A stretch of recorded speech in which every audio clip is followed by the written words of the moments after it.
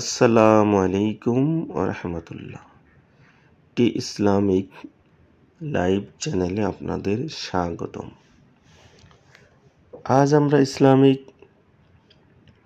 ব্যবহার জীবনের এমন 3টি বাণী আমরা শোনাব, যে 3টি বাণী, ইসলামিক বাণী আমরা যদি বাস্তব জীবনে মেনে চলি, তাহলে আমাদের পুরো লাইফটাই চেঞ্জ হয়ে যাবে। আমরা সেই রকম 3টি ইসলামিক বাণী হাদিস থেকে আপনাদের শোনাব। 1 নম্বর হচ্ছে যে, তুমি মানুষের ক্ষতি করা থেকে দূরে থাকবে, সেটাই হবে তোমার পক্ষ থেকে তোমার জানের সাদকা। অর্থাৎ মানুষের ক্ষতি করা, মানুষের পিছনে লাগা, মানুষের গোপন বিষয় অনুসন্ধান করা, যে কর্ম করলে মানুষ কষ্ট পায়, আমরা নিজেকে যদি সেই সকল কর্ম থেকে বিরত রাখতে পারি, প্রিয় নবী হাদিসে ইরশাদ করেছেন যে এটাই হবে তোমার জানের সাদকা। সুবহানাল্লাহ। এর উত্তম বাণী আর কি হতে পারে। 2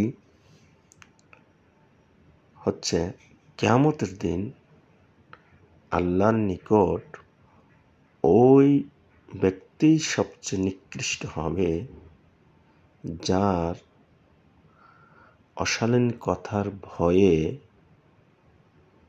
মানুষ তাকে ত্যাগ করে। অর্থাৎ এই বাণীতে বলতেছে যে কারো অশালীন কথা, অশোভন কথা, খারাপ আচরণের ভয়ে মানুষ তাকে এড়িয়ে চলে, মানুষ তার থেকে দূরত্ব বজায় রাখতে চায় এবং খুবই দূরে থাকে, ভয়ে থাকে। ওই ব্যক্তি হচ্ছে সবচেয়ে নিকৃষ্ট ব্যক্তি, যার খারাপ আচরণ, খারাপ কথা বলার ভয়ে মানুষ তার থেকে পালিয়ে পালিয়ে দূরে সরে থাকে। এই ব্যক্তি হচ্ছে সবচেয়ে নিকৃষ্ট ব্যক্তি। এই ধরনের আচরণ আমাদের মধ্যে কম বেশি থাকে, যে আমরা মানুষের সাথে খারাপ আচরণ করি, অশ্লীল কথা বলি, যার ভয়ে মানুষ বলে না, কিন্তু তারা দূরে দূরে থাকে। এই ধরনের আচরণ যদি আমাদের মধ্যে থাকে, অবশ্যই আমাদের তা চেঞ্জ করতে হবে। 3 নম্বর আমাদের দৈনন্দিন জীবনে ব্যবহারিক বাণী হচ্ছে যে, প্রিয় নবী মুহাম্মদ মুস্তাফা সাল্লাল্লাহু আলাইহি ওয়া আলিহি ওয়াসাল্লাম ইরশাদ করেন, প্রকৃত বীর সে নয় যে কাউকে কুস্তিতে হারিয়ে দেয়, বরং প্রকৃত বীর হচ্ছে সেই ব্যক্তি যে রাগের সময় নিজেকে নিয়ন্ত্রণ করতে পারে। তাহলে ইসলামে প্রকৃত বীর বলতে কাকে বোঝানো হয়েছে? আমরা সংসারে, সামাজিকভাবে বা অফিস আদালতে বা মানুষের সাথে কি করি? হুটহাট রেগে গিয়ে এমন সব কর্ম করে ফেলি যা অশোভনীয়, যা ক্ষতিকর, যার কারণে মানুষ ভুল বোঝে। তো প্রিয় নবী ইরশাদ করতেছে যে প্রকৃত বীর সেই যে এই রাগের মুহূর্তে নিজেকে নিয়ন্ত্রণ করতে পারে। খেলায় বা কুস্তিতে হারিয়ে দেয় সেটা প্রকৃত বীর নয়। রাগের মুহূর্তে যে নিয়ন্ত্রণ করতে পারে নিজেকে, সেই হচ্ছে প্রকৃত বীর।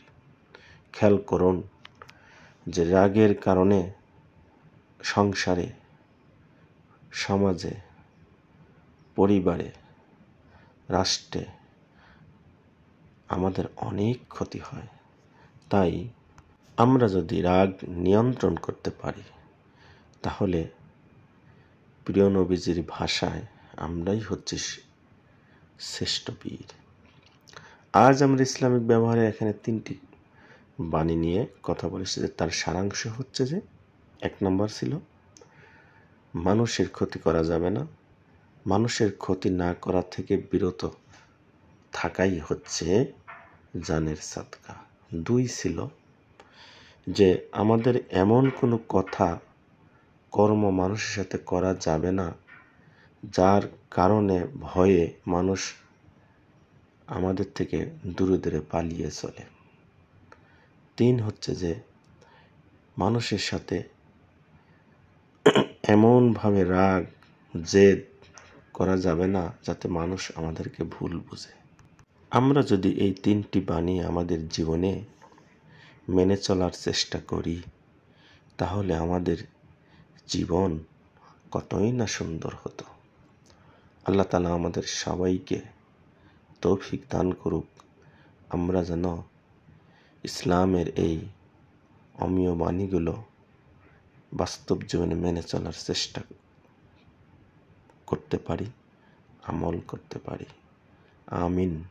আল্লাহুম্মা সাল্লি আলা মুহাম্মদ ওয়া আলা আলি মুহাম্মদ। আমাদের এই ভিডিওটি যদি আপনাদের ভালো লাগে তাহলে আমাদের চ্যানেলটি সাবস্ক্রাইব করুন, আমাদের সাথেই থাকুন।